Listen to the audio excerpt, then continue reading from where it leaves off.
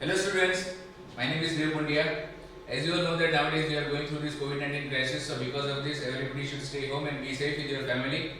Now standard 8, English grammar chapter number 7, non-finance. As you know that I am going through the definitions of this chapter, so after that you have to read it by your own. I am sending you the scan copy of this chapter and also you have to complete all the exercises in your notebook.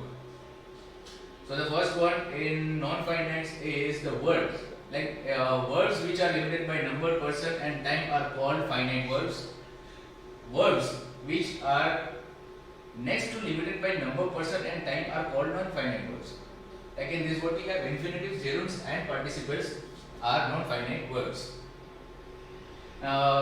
These examples you have to read it by your own and I am going through the definitions of this. So after that the first one is the infinitives like to verb. An infinitive is the basic form of a verb without an addition preceded by do. It does not change its form when the person, number or tense changes. Like for example we have first one that he never succeeds in the examination. Second one he wishes to succeed. Like in sentence 1 the word succeeds has he as its subject and hence is limited by its number and person. It is therefore a finite word. Like in sentence 2, to succeed has no subject and hence it is not limited by number and person of subject. It simply names the action denoted by the verb succeed. It is therefore a non-finite verb or simply an infinitive. An infinitive simply expresses the state or action denoted by a verb to see, to play and to sing, etc. are infinitives. They are called infinitives with or to infinitives, but the word to is not an essential part of the infinitive. See, sit, play, etc. are also infinitives. These are called pure infinitives or infinitives. Like these examples, you have to read by or without do, how this is the sentence are formed. So after that, what we have the infinitives which do are used as a subject to a verb, as object to a transitive verb, as object to a preposition, as complement to a verb, to qualify a verb to express purpose, cause or manner, to qualify an adjective. These are the examples. And after that the note what we have, the note is when to is placed before and enough is placed after the adjective or adverb. The construction with to is used to change negative sentences into affirmative ones and also to change compounded complex sentences into simple ones. The construction with enough is used to change affirmative complex compound sentences into affirmative simple ones. Like this is the formation. Infinitives to make sentences compact. We can sometimes use the infinitives to make our sentence compact. Study the following examples. The first one, you should develop self-confidence if you want to succeed in life. You should develop self-confidence to succeed in life. Second, Mr. Agarwal hoped that he would win the election easily. Like that only, Mr. Agarwal hoped to win the election easily. Infinitives to join sentences is sometimes we can use the infinitives to join pairs of sentences. We take the more important of the two sentences as the main clause and we convert the verb in the other sentences into the infinitive. So study these examples also. You should do your duty sincerely. You shouldn't be afraid of it. Like this we have to write. You shouldn't be afraid to do your duty sincerely. Second sentence, he goes for a daily morning walk. It is his habit. Like this only we can write this. It is his habit to go for a daily morning walk. Now what is participle? The participle is a non-finite verb and has some of the characteristics of a verb and some of an adjective.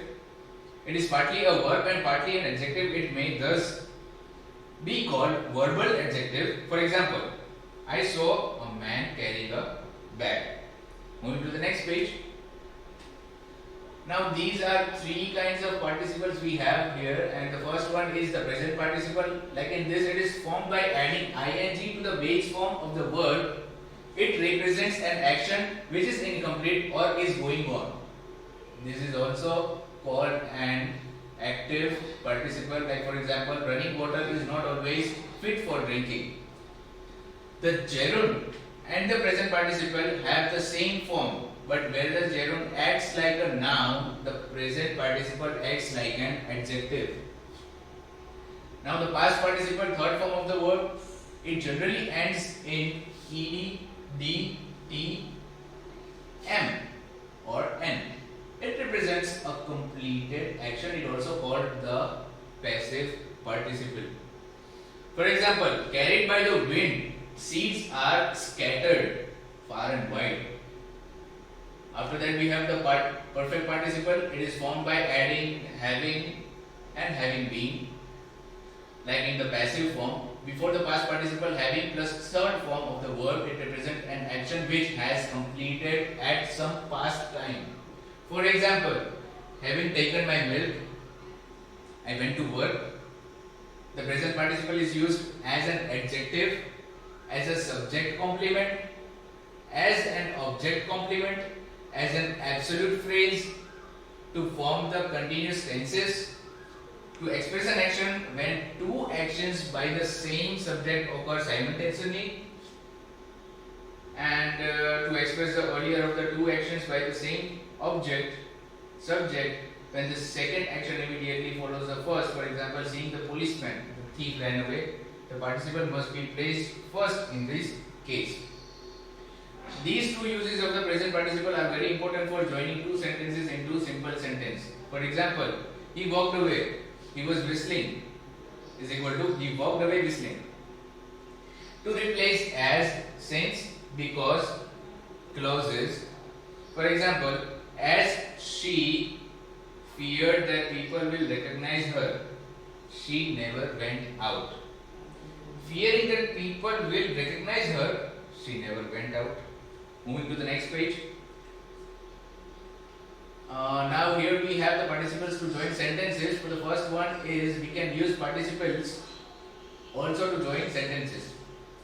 The present participle is used when the two actions like this occur simultaneously and occur one after the other. Like for example, what we have here is she came in, she was laughing, she came in laughing.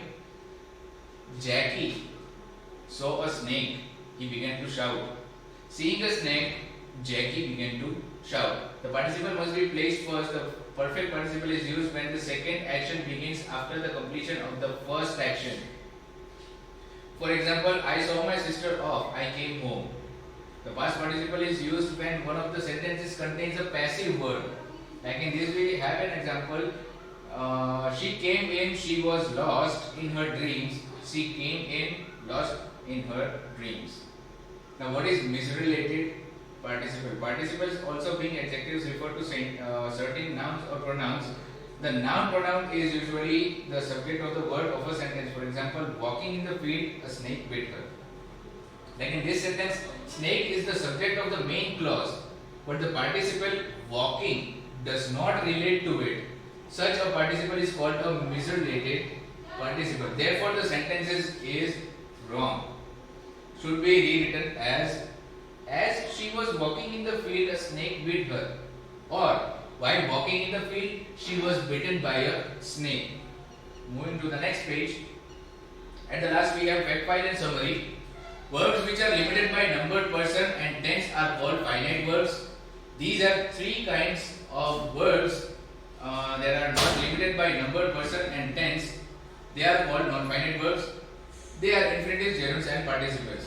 And an infinitive is the basic form of a verb without an adjective preceded by to. It does not change its form when the person, number or tense changes.